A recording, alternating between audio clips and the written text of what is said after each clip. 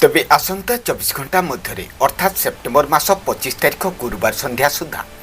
पुणी एक लघुचाप क्षेत्र सृष्टि हेबो। आउ राज्यर केउ केउ सबु जिलागुड़िकरे अति प्रबल वर्षा हेबो, आउ केउ सबु जिलागुड़िकरे प्रबल वर्षा हेबो, आउ केउ सबु जिला मानकरे सामान्यरू मध्यम वर्षा सहित घड़घड़ी बिजुली सहित पवन घंटा प्रति 40 रु 50 किलोमीटर पर्यंत रहिबो। से सबुर पाणीपागर अपडेट खबर आसी जाइछि। तेबे राज्य में आहुरी 5 दिन प्रबल वर्षा हेबा नै भुवनेश्वर स्थित आंचलिक पाणीपाग विज्ञान केन्द्र पक्षर पूर्वानुमान करा जाइछि। तेबे आसंता 24 घंटा मध्य राज्यर गोटे जिले में अति प्रबल वर्षा पई ऑरेंज वार्निंग, आउ 4टी जिले में प्रबल वर्षा पई येलो वार्निंग, आउ राज्यर 25टी जिले में सामान्यरू मध्यम वर्षा सहित बिजुली घड़घड़ी सहित 30 रु 40 किमी बेगरे पवन बहिबो, आउ झटका पवन 40 रु 50 किलोमीटर पर्यंत रहिबो बोली पाणीपाग विभाग कहिछि। तेबे जो गोटे जिला को ऑरेंज वार्निंग जारी करा जाइछि, उक्त जिले में 7 रु 20 सेमी पर्यंत वर्षा हेबो, ता सहित बिजुली पवन बहिबो जार बेग घंटा प्रति 30 रु 40 किलोमीटर पर्यंत रहिबाकु थिबा बेले झटका पवन 40 रु 50 किलोमीटर पर्यंत रहिबो बोली पाणीपाग विभाग कहिछि। आउ एहा परे जो 4टी जिला को येलो वार्निंग जारी करा जाइछि, उक्त जिला गुड़िकरे 7 रु 11 सेमी पर्यंत वर्षा हेबो, आउ ता सहित घड़घड़ी बिजुली सहित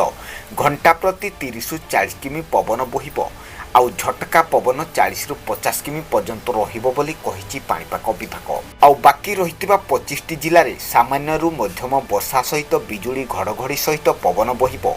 जार बेग घंटा प्रति 30 रु 40 किमी रहिबो, आउ झटका पवन घंटा प्रति 40 रु 50 किमी रहिबो बोली कहिछि पाणीपाग विभाग। तेबे आसंता 24 घंटा मध्य केउ गोटे जिले में अति प्रबल वर्षा बिजुली पवन संभावना रही एवं केउ 4टी जिले में प्रबल वर्षा सहित बिजुली पवन हेबार संभावना रही एवं केउ 25टी जिले में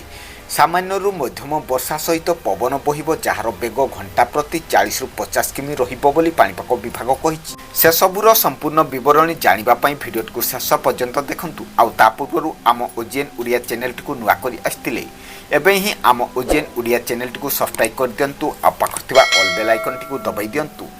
प्रतिदिन एहिपरि पाणीपाग संबंधी समस्त प्रकार अपडेट सूचना सबू आम चैनल माध्यम रे पाइबा पई। तेबे आसंता 24 घंटा मध्य अर्थात सेप्टेम्बर मास 25 तारिख गुरुवार संध्या सुधा पूर्व केन्द्रीय एवं संलग्न उत्तर बंगोपसागर रे एक नूतन लघुचाप सृष्टि हेबो बोली पाणीपाग विभाग पक्षर स्पष्ट सूचना जारी करा जायछि। एहा परे 26 तारिख बेलकु लघुचापटी घनीभूत हेबार संभावना रहिछि। एहार प्रभाव रे पश्चिम उत्तर पश्चिम दिगकु गति करिवो, आउ दक्षिण ओडिशार उत्तर आंध्र प्रदेश उपकूलरू उत्तर पश्चिम एवं संलग्न पश्चिम केन्द्रीय बंगोपसागर रे एक डिप्रेशन रे परिणत हेबो, आउ 27 तारिख बेलकु दक्षिण ओडिशा सहित उत्तर आंध्र प्रदेश अतिक्रम करिवो बोली पाणीपाग विभाग पूर्वानुमान करिछि। अन्यपटे आसंता 24 घंटा पई पाणीपागर स्थिति जारी करिछि पाणीपाग विभाग। तेबे आसंतु वर्तमान जानिनेबा राज्यर केउ गोटे जिल्ला रे अति प्रबल वर्षा, आउ राज्यर केउ 4टी जिल्ला रे प्रबल वर्षा, आउ राज्यर केउ 25टी जिल्ला रे सामान्यरू मध्यम वर्षा हेबो बोली कहिछि भुवनेश्वर स्थित आंचलिक पाणीपाग विज्ञान केन्द्र। तेबे प्रथमे आसंतु जानिनेबा राज्यर केउ 25टी जिल्ला रे सामान्यरू मध्यम वर्षा सहित बिजुली घड़घड़ी सहित पवन हेबाकु थिबा जिल्ला गुड़िक हेउछि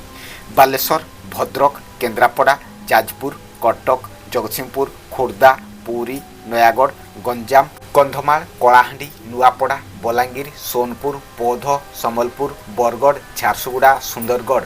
देवगढ़, केन्दुझर, मयूरभंज, ढेंकानाल, अनुगुल, आउ प्रबल वर्षा पई 4टी जिला को